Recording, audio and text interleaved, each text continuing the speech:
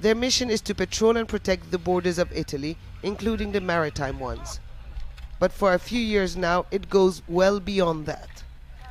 The Guardia di Finanza is at the forefront of the rescue operations of migrants making journeys across the Mediterranean Sea. Saving human lives is really gratifying, especially when there are children. Once there was a baby who showed no sign of life. His head was tilted. One of my colleagues massaged his tiny stomach and the baby started crying. It was emotional.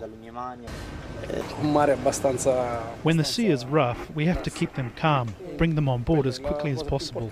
Once they started singing, they were thanking God we found them. All of them were singing, old and young. The Monte Speroni is a state-of-the-art vessel, the newest in the fleet of the border police. Its onboard camera can zoom in up to 10 nautical miles away.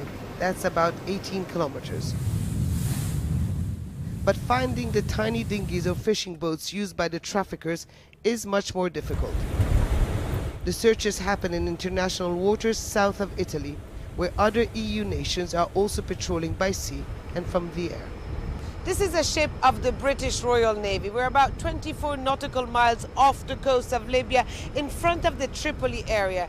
This is where most of the migrants get rescued. So any boat that's in the area needs to identify itself, otherwise it gets searched. And further away, the German Navy. It's carrying out a rescue. See the little white dinghy on the screen? Later it was destroyed by fire. For a while, the smoke dominated the horizon. They are all part of the recently established Triton mission. It consists of joint sea patrols by various European members. It assists the Italian naval forces, but had days where about 6,000 migrants reached our area in just a few hours. We had to call upon commercial ships nearby to help. There are no borders in the sea, so if there are lives to be saved, we will go wherever they are, even beyond the Triton area. Beyond is the area in bright blue on this map, dubbed Mare Sicuro or Safe Area.